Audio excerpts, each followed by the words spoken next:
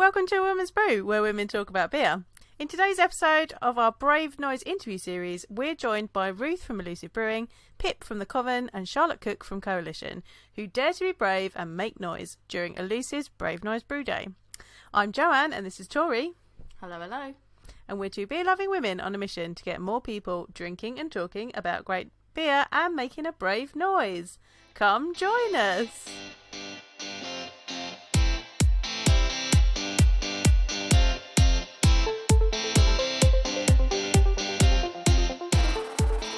We're here, just did a brew day with Elusive. I was going to say, where are we? We are at Elusive Brewing. You can't see it because the wall's very big. Brewed a brave noise. Yeah, brewing another brave noise. This is our brave second noise. brave noise. We're excited. Yes, indeed. Very excited. And with us, we have the lovely Ruth from Elusive. Hello. We have Pip from the Coven. We have Charlotte from Brave Noise / Coalition. Hello. And there's me, Tori. And there's me, It's Tori. me from multiple places. brands. It's me, Cognito. Tori is wearing a Brave Everyone's. Noise t-shirt, an Elusive hoodie, a Coven hat. What did you have on this morning? Oh, and you've got the bathhouse socks on. I so do. That's Cover exciting. everyone. Just covering all the bases. Me, Cognito women. And I'm here with two hats on today. Joanne, two hats. Joanne, two hats. One hat, one. Well, this is a third hat then. You look like a really cute gnome. That's what it is. I read that. I was like, cute. whenever I have these, they always bunch up. It's and just I look stripes. like You look like an elf. It is. You look like an elf. If you're listening, I have got She's a really good at stripy making under jokes, right? t-shirt underneath my green t-shirt, and then I'm wearing a green Coven hat, and so I look like a garden gnome.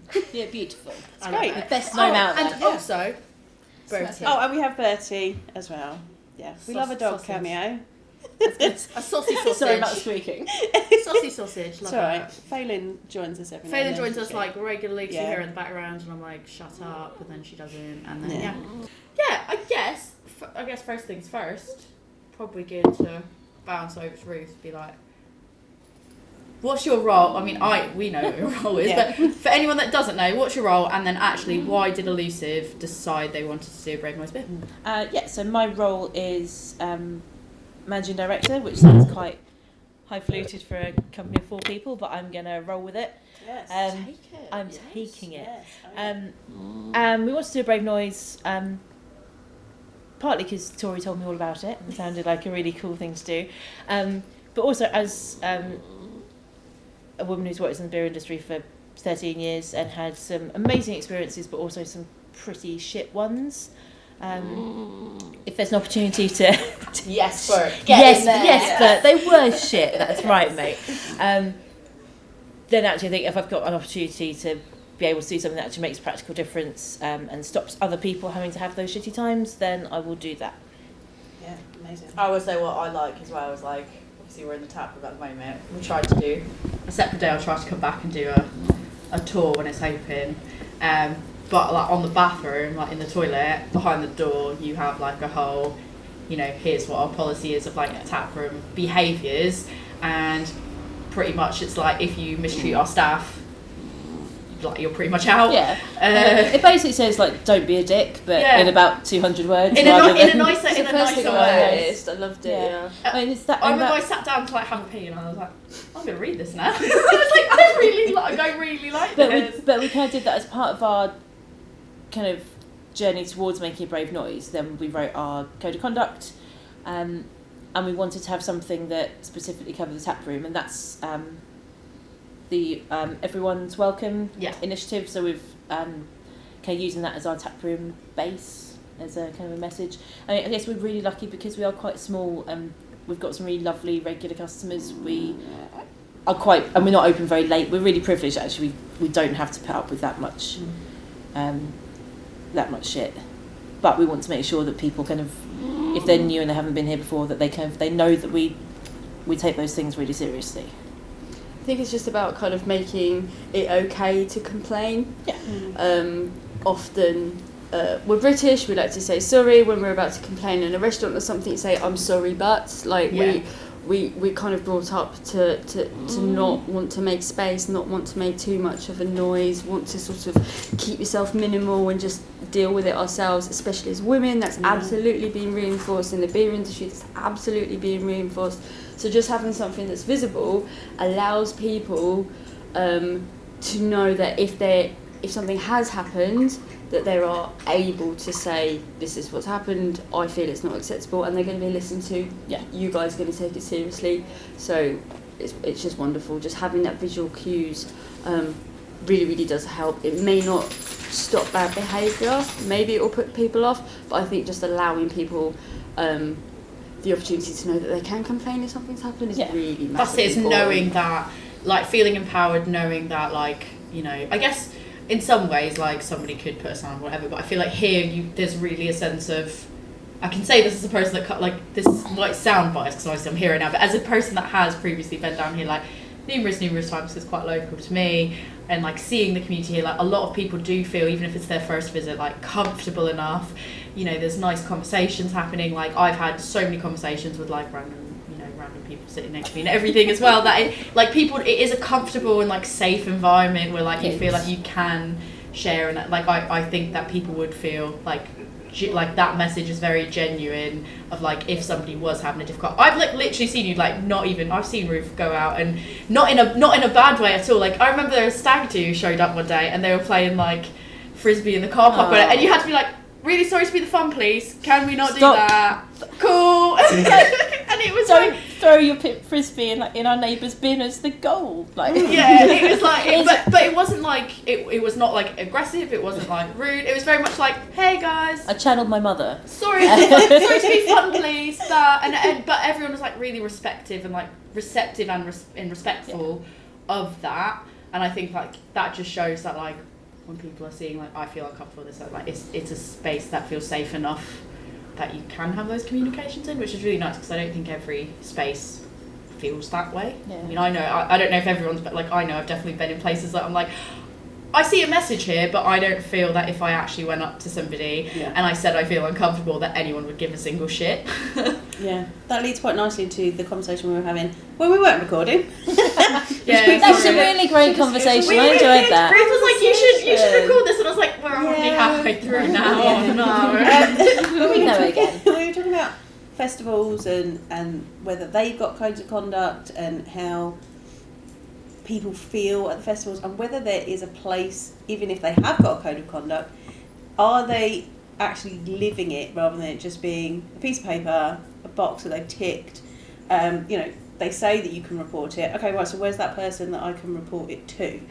I know we had a good conversation about our experiences of this and how this has played out. And Ruth, you were telling us about was it a festival you were going to provide some beer to? Yeah, it was actually, like, a really positive experience. So again, as part of our Brave Noise process, as part of our code of conduct, then we've made the decision that we won't actively supply beer to festivals or attend festivals if they don't have a code of conduct that we think is equal or more than ours.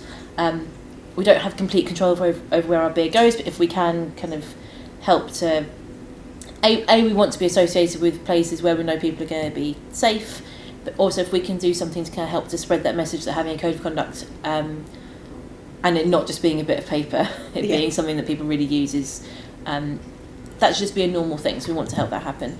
And we actually had sort of the first example of that in like December, where someone ordered beer for a festival and asked for a code of conduct. They didn't have one, and it was Camera Festival. I was expecting kind of like a bit of either like pushback or actually we can't be bothered, so we're not just going to cancel the order. And instead the person was really great and receptive, said actually, yeah, cool, we're taking this back. Here is our updated code of conduct that includes all the things that we're going to do, and it was a really good positive thing. And actually it's like a small regional camera festival, and that's probably the place where I personally was like, that's 100% going to be the last place that changes. And the fact they were so open and receptive was really nice. Yeah, because I mean, I've seen like comments online of someone saying like, you know, this branch of, because obviously I know that every branch is like a bit different, and I know like somebody else's branch was trying to buy something and it was almost like, if there's too many hoops to jump through, I almost can't be bothered. Yeah. So like I can understand where that would feel like, oh yeah, they're not going to like, they're just not going to be bothered. They'll just get somebody like this, you know, however many breweries, they'll just go and choose someone else and whatever. That's actually really good that you were able to put that positive impact, because that code of conduct. Now obviously that's all down to, you know, ensuring they follow it and everything like that, but that's like the first step, isn't it, of like and somebody that actually yeah. probably would have gone without a code of conduct now stopping and going, okay, and maybe they then use that going forward, so you could have just made a positive change for all of their events going forward in that way. And it's difficult. I mean, on the one hand, it could just be a bit of paper that they stick in the toilet and they have on their website, and I think that potentially we're going to see more and more of that, but equally they didn't have a code of conduct before, so at least there are people on that organising committee that Step one. they've had to at least have the Think thought about it. Even if it doesn't work and make any practical difference, like at least there are now these things in their head. They've at least read the thing and seen what breweries think are kind of like the acceptable levels they should be operating at, and that compared to where we were a year ago, 2 years ago, is I think a really good step forward. Yeah, that's really good. Positive change. I think it's positive. I was going to rescue the dog. It's it's definitely step one. I think the point Ruth was making, that it's absolutely better than where we were a year ago. It'll be interesting to see where we are in a year's time. Be interesting to see if these are just pieces of paper and it's like, well, we're giving you this, why aren't you happy? Instead of going, right, but it should be a living document.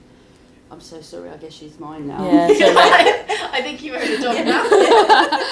Why, Bert? I loved having you in my life, mate. It's been so nice. That's okay. Like you were a boy, not anymore. It'll be, like almost sort of like just a bit of a paperwork exercise, a bit of a tick box exercise. Like, we've done this. This is what you wanted. Shh. Please be quiet now, ladies. I really hope that isn't it. Without that document being utilised, understood, improved, and that sets a framework for other things to be latched and bolted onto, it is just a piece of paper that's just going to go up on somebody's office and used as almost like a shield. Look, we can't be naughty. Like, look, we had this. We've got this, so it's not our fault. Like if somebody's treated you in a certain way, like that's we it. Stated, and it almost kind of puts the onus on you to say, you know, oh, if you had a problem, you should have fought to, you know, we had a code of conduct, you knew we had a code of conduct, so you should have fought to have somebody help you. And I think it brings back to something that you were saying earlier, which is like having to like almost make an argument for, like, if you've had a bad experience, you have to kind of in a way put in the argument as to why that was a bad experience, and like almost in some cases like relive that trauma of what you've experienced in order to, and that goes have with it who acknowledged. you're reporting it to. Yeah. Obviously I'm terribly biased, running the Coven, championing the wellness officer program that we've set up, because I do believe that putting safety, reporting, and then looking after the victims on the shoulders of volunteers is morally wrong, and we're never going to solve the industry that way. We're literally just going, well, why aren't you happy? Look, there's an unpaid, untrained individual who has read our code of conduct once, or maybe not have read it. Problem solved. Yeah. So it's inadequate and it's demeaning to the people who are trying to highlight these issues. So it is absolutely step one. I don't believe in bashing people because they haven't met all of our expectations, but this is not the end of the story. This is not good enough. We need more, and the more people that can do what Elusive and Ruth done by putting their beer and their money and their business where their values are, is going to tell the festivals, not just CAMRA, tell all festivals that this is important to the industry. It's not just important to the women in the industry, it's not just important to the victims, it's important and should be important to everybody, and we're not going to shut up until it gets sorted out. We'll keep making a fuss. Yes. Making a fuss. And I think it is important to point out that it's not, okay, that instance was a camera festival, but it's not just camera festivals. Like people are like, oh, it's camera because they're a bit old school, but actually it happens at our craft beer festivals as well. It happens everywhere, and I don't think that we can just blame the parochialism of camera for things that happen within the beer industry. I think the beer industry on the whole is fairly parochial,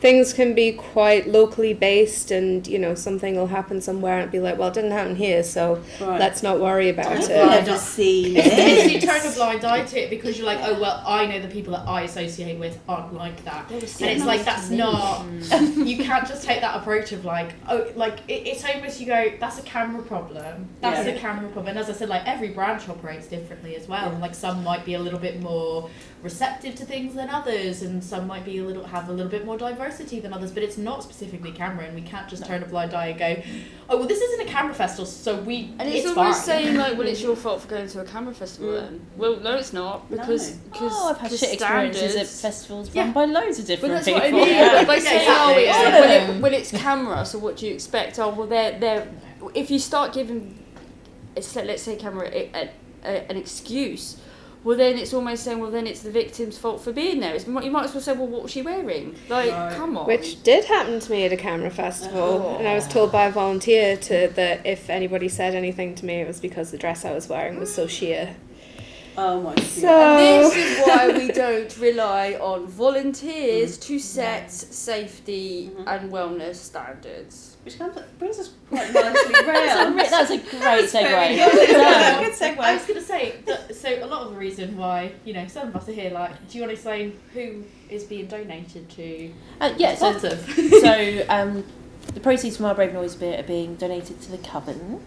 And we looked around a little bit to try and work out who we wanted to donate to.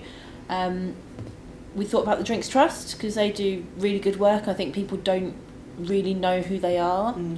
But actually what I wanted to do was try and make a real kind of practical, positive difference. The events in the time in beer industry, the worst things that have happened to me have been at beer festivals, or at bigger beer events. They're not generally for me in pubs. They're at kind of things outside of that.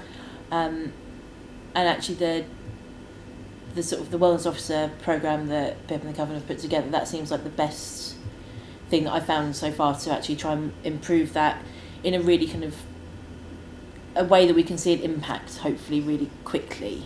There's no point just supporting people who talk a good talk. We want to actually give money to people who are going to make shit better. Hopefully. Yeah. No, it's very, I say this word a lot, it's very humbling to have so much support from the industry and my peers and colleagues and people that don't know me. Like we hadn't met, we hadn't worked together. I know I've obviously met you guys a few times and you did come vetted by Tories. Just do the rings round. Is she alright? Is this okay? But it's also we did have you like, brainstorm. Let's have a brainstorm about like who I'm thinking Coven. I was like, yeah, Coven's good. But I do also feel that there's like the inner beanie, inner hat, in sure, we should buy this t-shirt. With like the Mirakai like Brave Noise beer that went to Coven. I was like, yes, definitely Coven. But I do also feel like there's like, Pip, you've put so much kind of pressure on yourself. That's the only thing that I do feel like we're asking one person to like go solve a problem. Right. Which is why like I think giving money is part of it, but actually if we can do stuff to help make the Coven bigger, then maybe that will allow you to have more support. Because I feel at the moment like we are basically saying, cool, you said you'll fix this problem, so over to you. Off you trot. I think that's kind of like the conversation that we were having earlier as well, of like when you said, there's been like little takeaways that like after a festival you've gone, okay, that's really eye-opening, like I'll tweak this, I'll adjust that, and the learning, and as I was saying to you, like, there's no blueprint for this because unfortunately we're in a position where we've said we don't have this already, really. So there is no blueprint for this. It is a case of you just have to go out there and go, this is what I think needs to happen, and then you go to a festival and then maybe you go, this didn't quite go the way I wanted it to in this instance. This is maybe what I need to do a little bit more. Maybe we need to train in this area more, or maybe we need to offer this that we didn't previously think we had to. And it's that thing of what I hope is that, you know, as you expand, other people want to jump on board and you know, also contribute to that cause, and we get to a point where there is a blueprint of what we can expect to when we go to a festival. I think what the Coven mostly needs at the moment, we've got wellness officers kind of lined up ready to be trained. We've got the generosity of situations like the one that with Elusive is doing at the moment, and obviously Miracai's done it in the past, and then Tartarus have got a beer out at the moment that they're donating some money to as well, and Big Trip, who've only been in business for less than 6 months, and they're also contributing. That's and amazing. in this industry, in this economy, in our industry, for people to be generous is overwhelming, and I do feel a sense of burden, but it's self-inflicted, but it's also because the belief is not overwhelming. It's beautiful, and I just want to make sure that I do that justice, and that I put those donations into the right places. All of it goes on training. It doesn't go on anything else. That's from the merch revenue streams. Merch, please buy. I need to buy stuff. I need to buy some POS. T-shirts, hoodies, what? Link in the show notes. Holographic stickers coming soon. We like the main thing the Coven, the two main things the Coven needs at the minute is festivals to buy into it and understand the change of their business, their business structure, their business model, that it can't run on volunteers alone. That it needs to have somewhere in the budget for the wellness officers or something similar, to really, really make a change. Otherwise it's just a band-aid and people being told to go away, look, we've done it, go away. Or and then the other thing we really, really need at the moment is industry exposure. The Coven's well known in our particular slice of the industry. It's getting it out into the more sort of mainstream, sort of maybe more masculine areas of the industry. So we're legitimised because people aren't going to hire us if they don't know about us. People aren't going to know about us if our names aren't out there and being spoken about. And also, people aren't going to want to come and talk to us if they have had an industry issue, because it's not just for the customers, it's not just for the attendees, it's also for the participants, it's also for the pourers. If anything, it's more for the pourers because they don't get a choice, and they're often they're alone and often working really long hours. So that's really where it started. So we just need to, the Coven just needs to be accepted more, and that is taking time, but the way people can help is exposure. So doing things like this, chatting, just even having our little name on the can is amazing. Obviously the donation is great because it's going to be 2 wellness officers, which is fantastic. But just getting our name out there is huge for us at the moment. No, I would also argue that there's a third thing kind of that people can do to support, and that's if you're a brewery that's listening to this, as Ruth has done, push back and be like, what is your program here? What are you, again, put your values where your beer. I would say put your money where your mouth is, but it's put your values where your beer is. When you're agreeing to go to these festivals, when you're agreeing to do these things, when you're consciously, show support to those type of things. Show that is something that you care about, and something who that are you if entrusting you your staff to? How are these organisers going to look after your staff as well as your brand? Who are they inviting? How do they want those customers and attendees and the other participants to behave? How are they gonna? How are your pourers as well? Looking internally, how are they going to treat their peers while they're there? How are they going to treat any volunteers or any staff that are actually on site? There was a terrible incident at a festival last year where, obviously not saying any names, but where a pourer was maybe assault, maybe not that far. It's not possibly not for me to judge, but using a word in that sort of ballpark, one of the volunteers. It's how is this, you know, and how is this acceptable? How is this okay? What's the pushback onto the brewery, etc., etc., etc. And there needs to be, that can't be done on the fly, that can't be done on an ad hoc, that can't be one rule for you, one rule for somebody else, because that's the person who dealt with it. It needs to be set in stone, and it needs to be known in advance, and that needs to be given out to everybody who's in attendance. So like people like yourself, so like, you know, like you said, you so you can make an active decision about who you are supporting with your brand and your beer. You've created something really, really special and personal, something you really believe in, something that you've rested your reputation on, and then for that to be given to somebody else to make or break just because of a festival for exposure, it's really hard work, and you don't make tons of money, if any. But the time you, it's not about the money. But the time you do everything, you know, your travel expenses and accommodation and everything, you might break even if you're lucky, and then what? If your exposure's damaged, your exposure's damaged, or your staff are damaged. Like, it's I think for us, it's not really about kind of the image thing. I think it's about everyone at Elusive, we genuinely love the beer industry. Yeah. And on the whole, it is such a wonderful, welcoming, lovely place. But I think that it would be stupid of us as a company to sit here and go, and it's difficult. We're lucky. We're a small business. We get on with one another. We don't really have a lot of the issues that other people have talked about. But that is because it's for people. Like there's not that much kind of variance for us. But we want to make the industry better, and so we can either just sit here and go, well, we're really nice people and we're trying to do the right thing, but that only gets us so far. And it is actually about being a bit braver and a bit bolder, and just what can we, if we're cool, then what's our next step to helping other people be cool. And we don't want people to have horrible experiences, even if it's nothing to do with us, nothing to do with beer. Just don't want.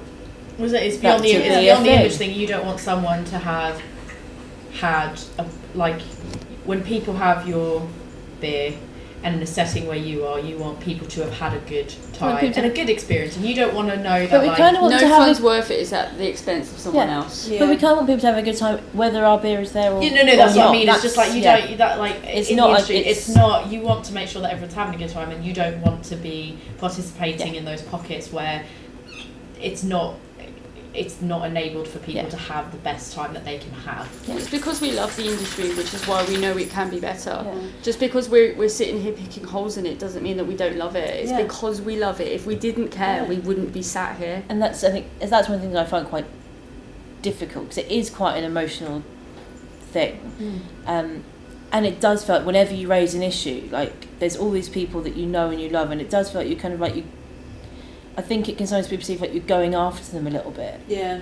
But, well, there is a problem, and if none of you want to acknowledge it, then that doesn't... If no one takes any accountability... The problem's still there, isn't it? It doesn't get resolved because everyone wants to go, but I had the best intentions. And, like, the thing is like, for me, I mean, I was talking earlier to Joe about that, I don't think, like, there's a no road to redemption. Like, I think if you accept if you have done something that like even was unintentional, you accept accountability for that, and you go, I literally had no idea that happened, I cannot believe it happened, so sorry, I'm going to take the steps to do the right thing.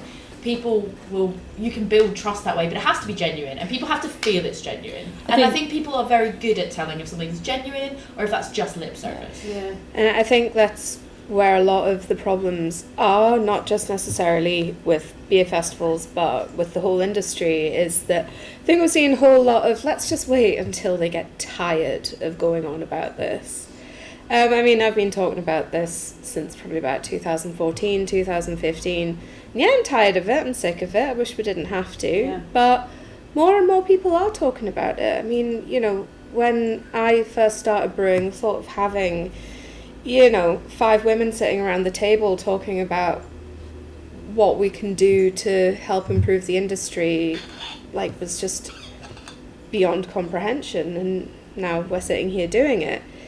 But I do think there's been a lot of just waiting for it to blow over, and you do see kind of like, breweries who've been accused of certain things, and then they'll pop something out there, and it's like, no, you haven't you haven't redeemed yourself yet.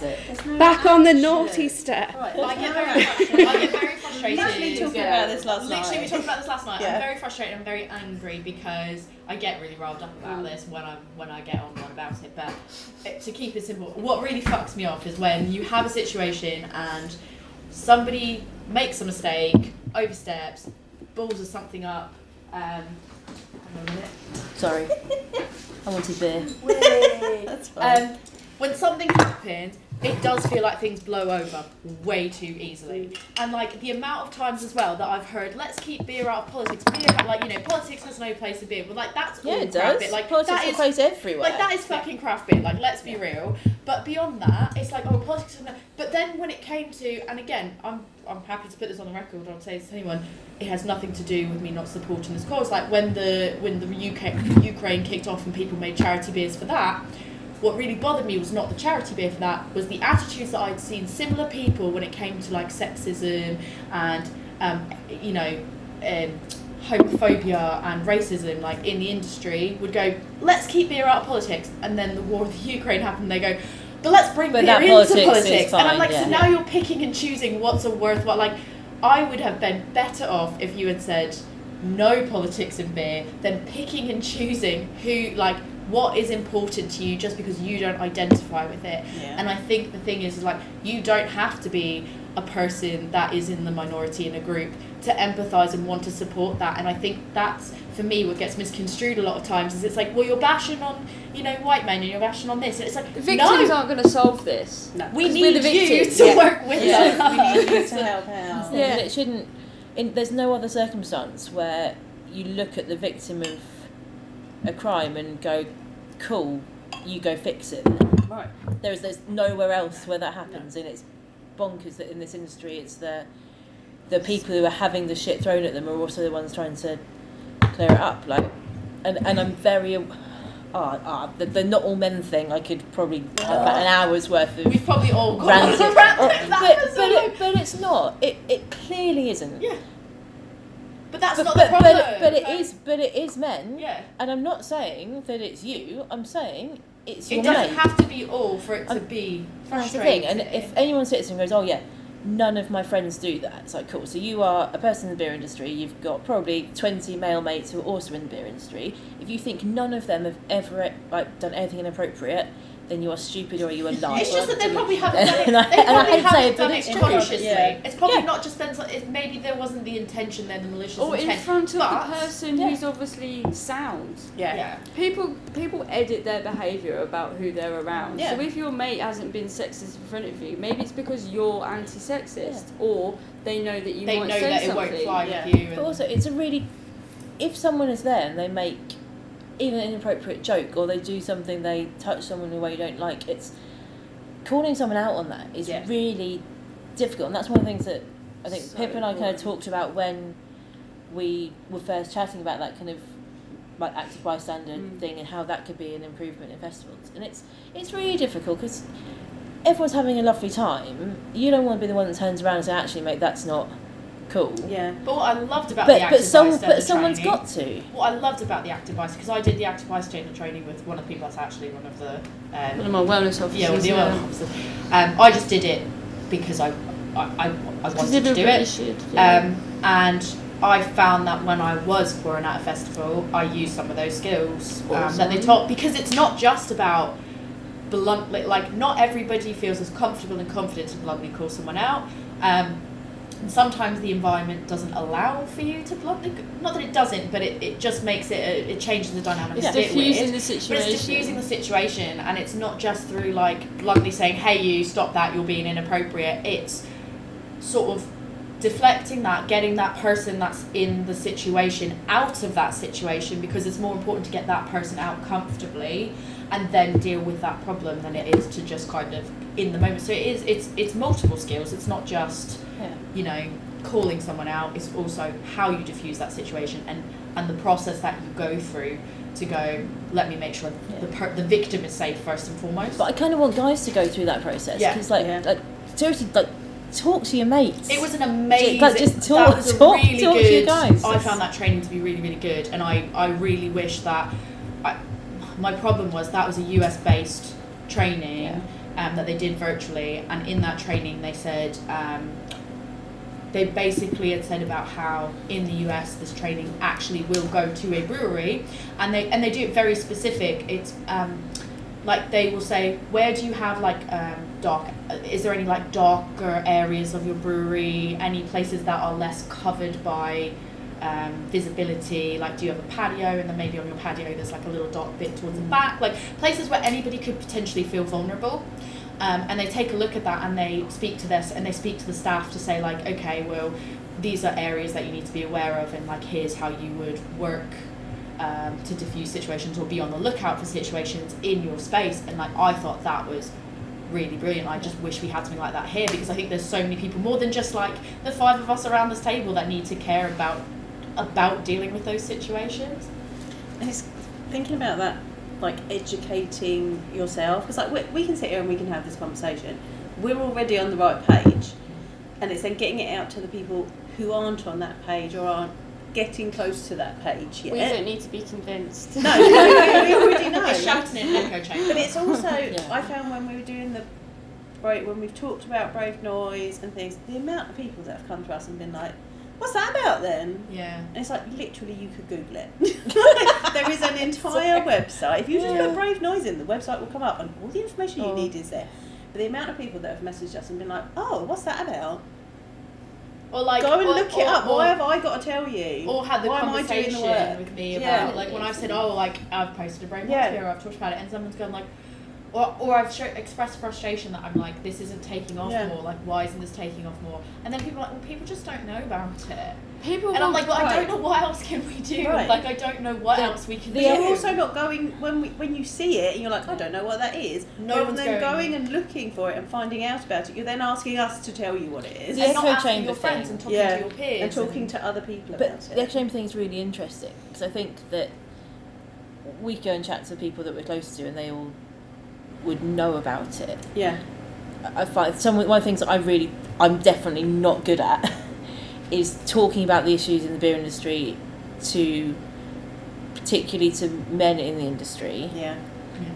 And doing that in a way that is non-confrontational and non-emotional, because I am. Are you worried about the fifis?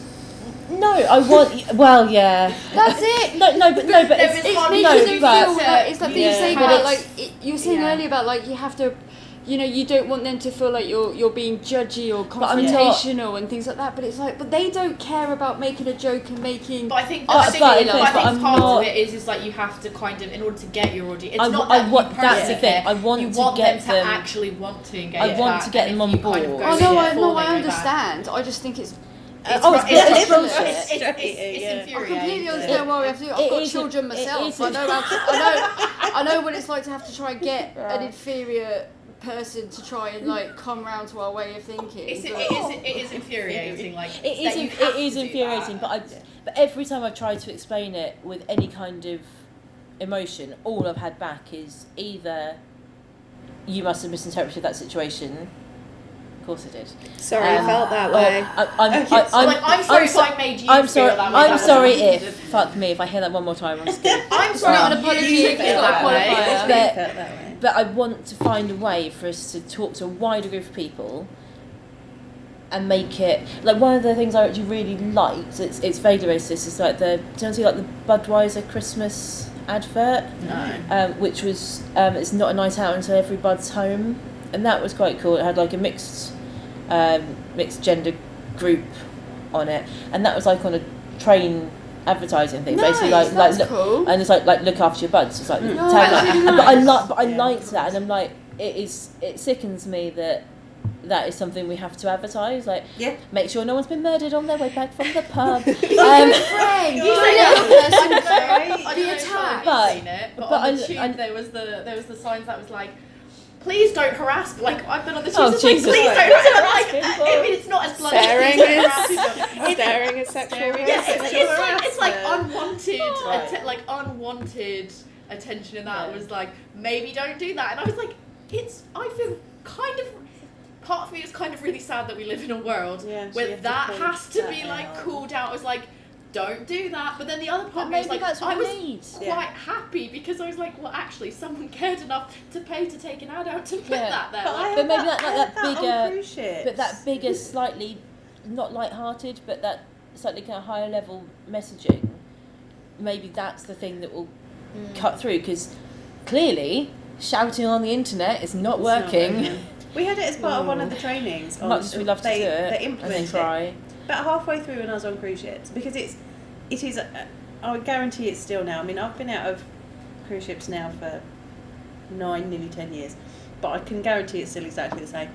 When you go to the crew bar and you're sitting around and someone will come up and they'll offer you a drink, don't take it unless you actually know them and they're your actual friend, because then it'll be like, what's your room number? Because your room number is your phone number.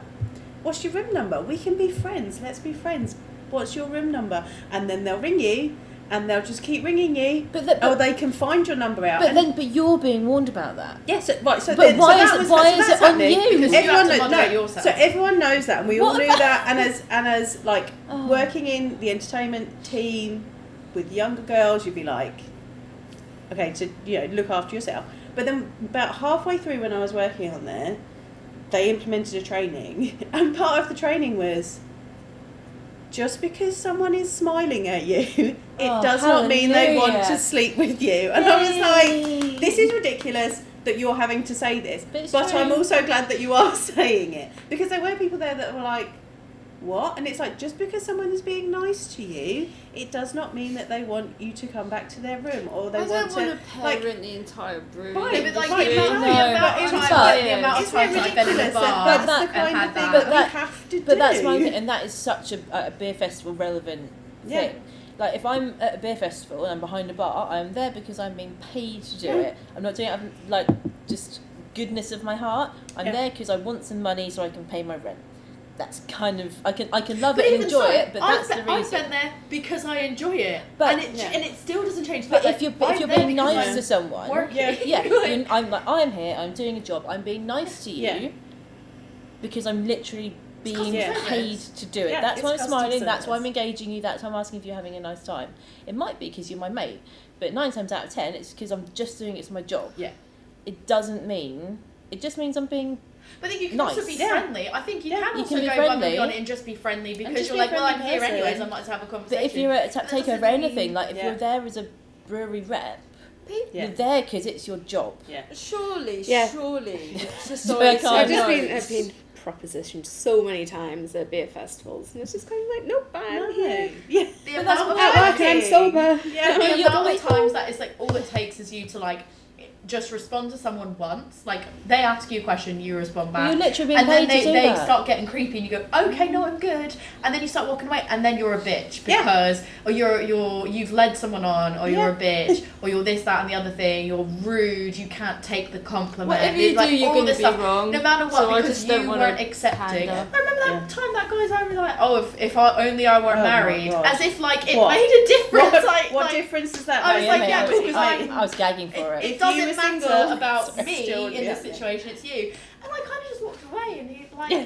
like I just was like, Yeah. all it took was him and his mate went, what type of beer do you drink? And I think things that, what are you Pip's saying- drinking? And I told him, yeah. he's like, if only I weren't married. And I was like, I just was answering what type of beer I was waiting Yeah, in the queue that's- for. I think that Pip's saying, yeah, I don't want to pander to the beer industry, so I 100% am with you, but we're also saying, like, if this is what happens at every festival, Yeah. then that's a big problem. It totally is, and I'm not saying that we shouldn't. Oh no, we I'm shouldn't with you on communicate to you on Yeah. the not. It's like, how do we solve this? So we've got kind of a couple of ways of looking at the issue. The issue is that certain demographic of people, majority men, misinterpret or willfully ignore signals and act as if they're getting a green light, and any other red lights are, like you say, it's because they've got an attitude problem.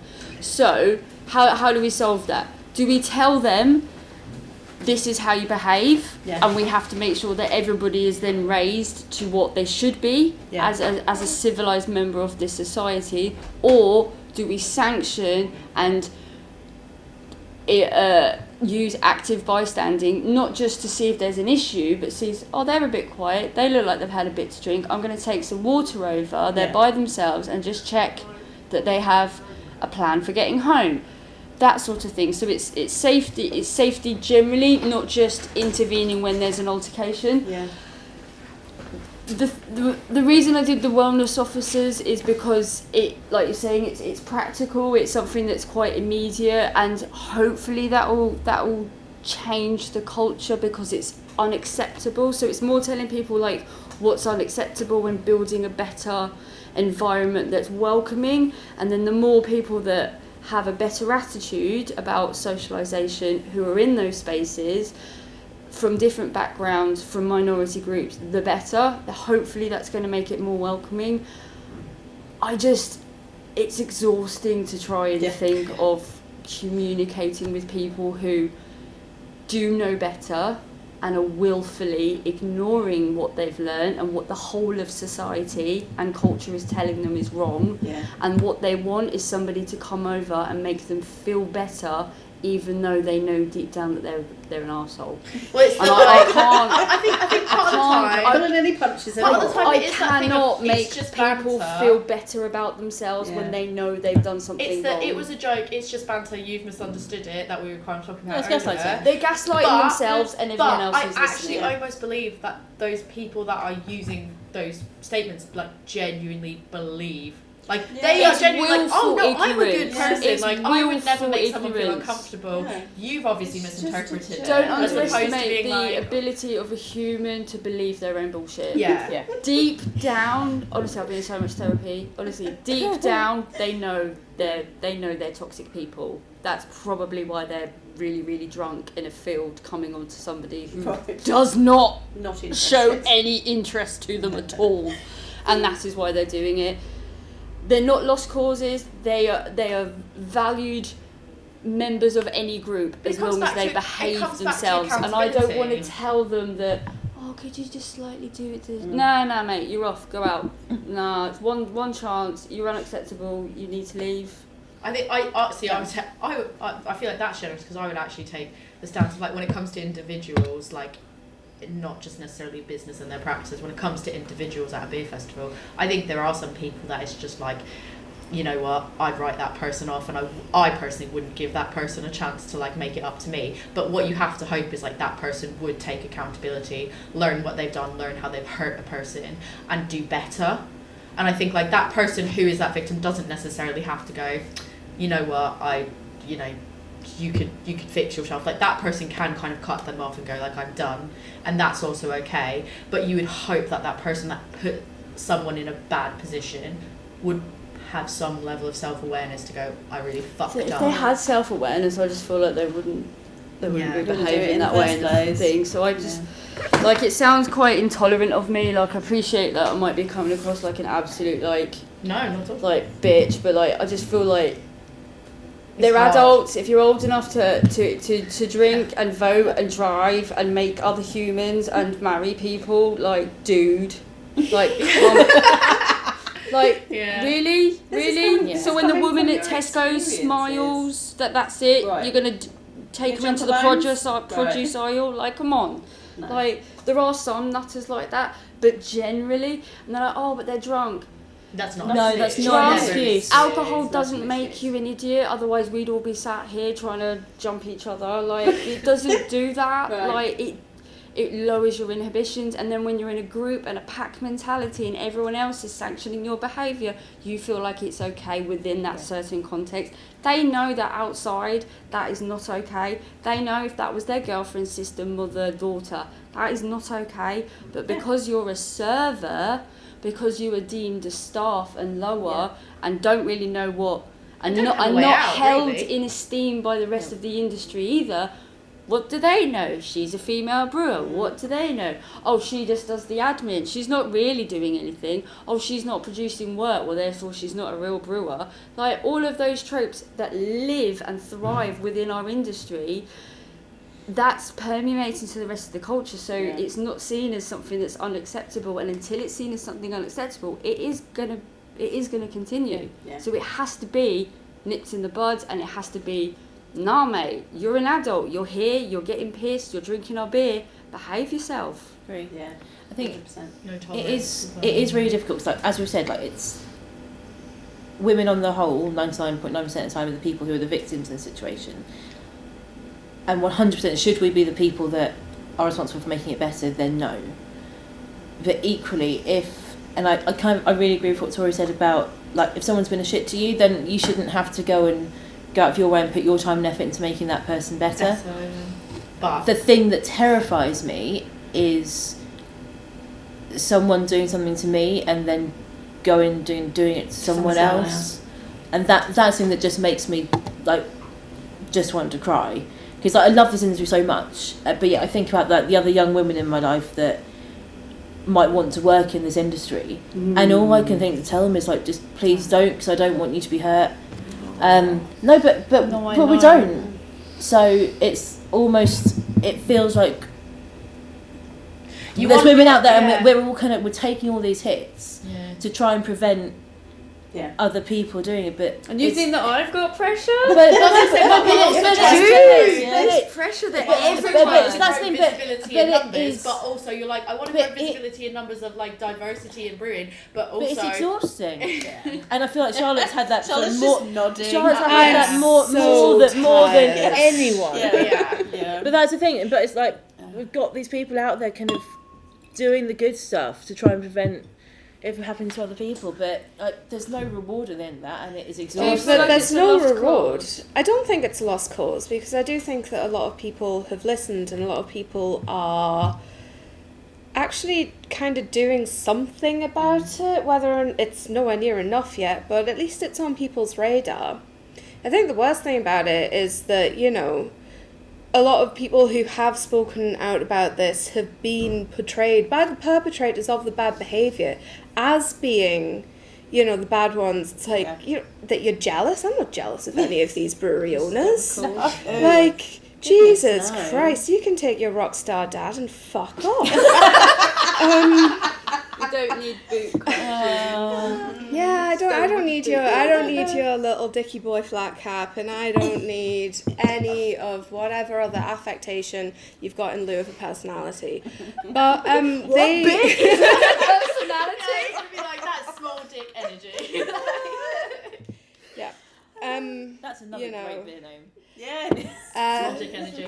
And I think that's one of the things Thank you, that has Bertie. been so difficult that's come out of this is that, you know, the people who have actually put their head above the parapet have been kind of used as target practice by the people who've actually been, you know, acting badly for a very long time in this industry. And they just have such a audacious ego on them that they think that this is going to keep happening, that they're untouchable. But actually, I think we're seeing that they're not untouchable. I think we're seeing their fallibility, and we're seeing their weakness, and we're actually seeing their fear. I think a lot of the, you know, trying to get people to shut up. You know what you're saying about, like, they become target practice? I wonder if that is to kind of, they realise it's where the tables are turning, and it's almost like It's a warning shot to anybody putting everyone else. up, well, don't anyone else come and say anything, because look what's We'll going to do happen. that. But you know We're what? gonna Not do. fucking scared. Nobody's scared. Yes. And we'll keep on going for as long as we can, because, you know what, I said I'm tired, but I've got pretty much endless reserves of energy to keep fighting this fight. I've seen you lift bags of malt, love. My word. Yeah, it's something like brewing vampires. Like, this is it. We can go on for decades. We'll just keep on going with it, because, you know what, there isn't an end in sight yet. No one And- else is giving me a job, neither. I feel like It's the beer goal now. is to get to a point where you can just, like, hang up your hat and be like, cool, I'd love to. I can be It's a little not. bit more quiet about, like, you don't feel like you have to constantly put your head above the parapet and do Yeah. that, because there'll be enough other people that recognise it, and there's less of You a know, need critical to do it. mass, that, you know, if there's enough people who all join walking in the same direction, then it won't have to be the same people all the time. But again, we're not there yet. Tag teams We're on not. this. But equally, we're not scared. We're not going to stop. I think that is the The- message. We're not being hysterical. We're not intimidated. Not That's making it, a I'm not mountain out of a hysterical, it's like- molehill. we're not dramatic. We're not hysterical. We're not hormonal. And basically, we're not scared. We're not intimidated. Yeah, we're basically not jealous. unintimidatable. It's like, No, we Jesus, aren't you've feeling thrown flattered. everything at me, and it's like, I'm still here, still talking, still happy to keep calling it out and keep calling the same people out because they're not getting better. So really, that's it. The only thing for them. Yeah. The only thing that's going to end it is when they get better, and either we get rid of them or they just kind of die off like the dinosaurs that they are. So We could take Slough. I'll dress as the comet. That'd be great. I think it comes back to like when I was saying about the frustration of like you see all this controversy happen around the brewery and then they're like everyone talks about it for like a month, like the forums will light up and Twitter will light up and everyone's like And then angry, goes away. outraged, Outrage like porn. this. Oh, and then like a month later, 2 months later, 3 months later, not a word. Yeah. You hear nothing. Shouldn't we be upset about this still? People we not like, be- oh, like, shouldn't not they even really remember not to the drink drama. this That's been anymore? replaced with Right. something else. And I think what I find really frustrating is in the same way what you're saying about people sticking their head above the parapet and being used as target practice. What really fucks me off is it starts on the first few months. They are target practice. They are enemy number one. Like, everyone is not even knowing the full story, just what they're hearing, the very biased party who is being accused of something, lashing back out and sort of like deflecting. They're just going, well, I respect that person and I love, I loved that brewery, I trust that brewery, I respected that human being, whatever. But they I'll make take that at great face value. beer. And what happens is, you become this victim, the victim becomes the villain in that situation. Yeah. We say all these horrible things. What really bothers me is those names and that image sticks to that person that is the victim. And then it's like months later down the line, it comes out that, oh, actually, here's the whole story and here's what's really happened. And But the record is never corrected. the record's properly. never corrected. No. Everyone's done talking about it because they've moved on from it To the next drama. to the next drama, and no one even goes back and goes, oh shit, we were wrong, sorry. And that is very frustrating. But when it's like the brewery that something's happened, or they get to just almost move by it unscathed, there's a drama for a month and then everyone forgets and buys from them again. Yet that person that was the victim in a situation is still the bad guy. But I think it's also potentially a little bit. It's quite interesting if you look at kind of the state. Oh yeah. I'll talk quickly. The state of the beer industry at the moment. That I think, as sort of craft beer has grown and grown, breweries have become like bands. Like they've got fans. Yeah. And so if And Rock brewers. stars. and brewers. Brewed. But that means that again, it's a weird thing. Like no one's going out fighting for their favourite flavour of crisp. But if you accuse the person who makes your favourite beer, then suddenly all these people go, well, That's your fight. Yeah, that's like I'm on their yeah. team, and they're like, cool, I am your army, and it's like that's such a weird It's thing. such a weird thing to... But I don't think you get that in You don't other get it in industries. other industries. People don't adopt brands as, aspects of their personality. Again, like crisps or, I mean, you know, crisps like are your definitely an favourite aspect of my brand of Jaffa personality. Cakes if you're a McVitie's fan or if you're alright with your own brand. It is for some weird. reason it's beer, and I think that's because it speaks to people.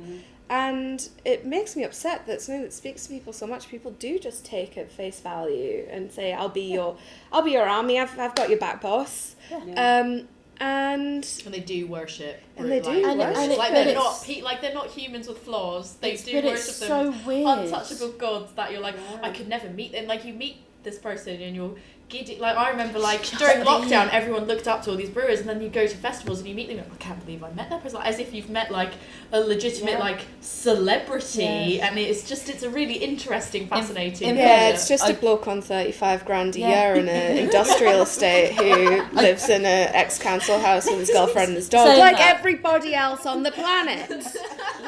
Offense, I do remember following Pete Brown around a beer festival with a book for about an hour once he had to sign it about 10 years ago. So I'm not above Pete Brown is pretty cool though. I don't think any of us is above that, but it's just that it's God. It, but it's just such an odd thing in beer, and I think that's especially online is one of the issues that you call out a brewery, and rather than people going, oh, that's interesting, I'll take that into account, there's this automatic like stay away from the thing that I love. Yeah. Yeah, get really, really defensive. That's it. But it's, people Gotta take it kill so your personally. darlings. I wonder if it's because they know deep down that they haven't done due diligence. They have invested all of their eggs into one basket. They have internalized it as a form of personality trait. They do feel like this makes them special because they have exalted them to such a level. So by some sort of weird beer intake osmosis, they're imbibing some sort of righteousness from the brewery, like it's just hops, mate. No offense, your hops are amazing. Hops are great. It's just hot take. Also a brilliant beer name. Yeah. It's just hops. We are literally That's coming up with. That's our collab name. So, but like, they do take it personally, and that's why they get so defensive, and that's why they get so vicious, because it is personal. Even if they can't admit it, even if, like you were saying earlier, it's not. Maybe it's not sort of like a frontal lobe consciousness thing they're doing. It's not there, and they know what they're doing consciously. It's just part of their pathology. Yes, it doesn't make it right. That's exactly what they're doing. They have put their eggs in the wrong basket, and now because they don't want to admit that, because that's painful, and then they have to do a bit of work around there. It's easier just to get nasty and make it the other person, and that is easiest. And because we live in the patriarchy, the woman's going to get tarnished. She isn't going to get believed. I appreciate that not all victims are women, but there is 5 women around this table, so talk about what you know. And that, to me, that is just the fundamentals of it. It has turned into a popularity, personality kind of beauty contest, and so people are going to fight to the death to defend it, because if they don't, then what does it say about them as individuals? And nobody goes to enough therapy to deal with that. Right. I think That's a good place to that's a end. good place to Mic drop. I look forward to your editing. You've got dogs That's and the drinks best and job, all sorts yeah, of it yeah. out. To lift it a little bit, the beer is going to be a West Coast pale. Yeah, so we've taken the Mosaic and Sabro hops that are in the original Brave Noise recipe, and we've added some delicious Talus hops, which are kind of team favourites. We're doing a West Coast style rather than New England. We're not really. West is best. You're not Because West is West we are not Yes. we are not Merc monkeys here. 100% agree with everyone at this table. What clarity are you going for? It's very Andy though. Is that a number? A slight Andy haze, A tinsy. I mean, we So not don't. Pinbright, but I mean, not- we don't centrifuge, no and milk. and all of our beers are kind of unfined vegan, so it's. Yeah. I mean, generally, I expect it to come out pretty clear. Mm-hmm. I'd like it to be Pinbright, but then when it isn't, then That's fine. we can change what I've just said. I'm just edit that out. It's fine if that happens. We will Craft come Craft back with right. it. We're going to wait No for one it to knows what that be means. out enough to the point that we can buy a can and drink it, Yeah. and we will put that in. Or if we need to get this out beforehand, we will Yeah. drink it separately and do a separate episode. Can we, if it's going to go up beforehand, then the beer officially launches on February the 4th at a hobby place in Maidenhead and at venues up and down the country. Check our social media, blog, etc. for all that stuff. Be brave, make noise. Yeah. Do you know what? That's the second time we've recorded an interview in Elusive's tap room space. That is actually two completely Two very different completely recordings. different But when I was recordings. setting up for it, I was like, I know how to get the most out of this space. Yeah, that was actually that's really funny you said, because I was thinking the exact same thing. Is I was like, oh, we've done this before. We've done this this. is We're okay at actually this instead now. of facing this way, we want to go this way, and Yeah. this is how we want to do things. Please sit there. Yeah, that's a really interesting thing I didn't think about till you said it, but subconsciously, I was like, this is not my first rodeo. And it was also a really excellent conversation with those ladies. I enjoyed the whole day, getting to spend with them, getting to chat about normal stuff, chat about beer, chat about brewing, chat about our lives. It was great. We got Coven bobble hats. Thank you, Pip. They were amazing. Mine makes me look like a gnome, but it's fine. I love Head that. on over You've to got a gnome YouTube to picture. see my gnome hat. Love it. I bought my Yeah. Elusive hoodie, which is super warm. It's keeping me warm. It's great. I love it. It was a Super great day. comfy. It was a great day. And yeah, I think, like you said, good conversation and always good company. And I got to dump something that everyone was like, it looks like curry sauce. That was fun. I got to wear sexy. I got to wear some sexy gloves to dump stuff. And if you haven't seen that, head on over to Instagram to see A Woman's Brew on Instagram, and there are lovely photos of Tori with the sexy gloves. See our brew day there. Tori, if people want to talk to you about those sexy gloves, where can they find you? I mean, I can't imagine why you wouldn't want to talk to me about that, but you can find me on Instagram at adventures_in_hoptimism. You can email me at adventuresinhoptimism@gmail.com. You can talk to us both just about the brew day as a whole if you want to talk to us about that, or if you managed to get a hold of the beer and try it, or you came to see us on the 4th. Message us on A Woman's Brew on Instagram or A Woman's Brew podcast @gmail.com. And Joe, if people want to talk to you about their experience maybe meeting you on Saturday, this past Saturday, how do you can do that? You can talk to me about hot products that look like curry sauce. I might have a little bit insider knowledge on that if you want to talk to me about that. You can find me at my beer school, which is Love Beer Learning, on Facebook, Instagram, Twitter, TikTok and Pinterest. You can also find me at my website, which is lovebeerlearning.co.uk, or you can email me at lovebeerlearning@gmail.com. We are also on YouTube if you want to go see what all of this is about and watch the video. And don't forget, you can support us at Ko-fi, that is KO-FI, and we have a page there. It'll be in the show notes. It's in all of our bios. Chuck us a couple of quid if you've got something spare so that we can keep making this fantastic content for you. And if you do, there's some secret bonus episodes waiting for you right now. Go do it. And maybe eventually merch. Maybe see. Merch. Let us know if you want merch. Let us know. Right. On that note. Cheers.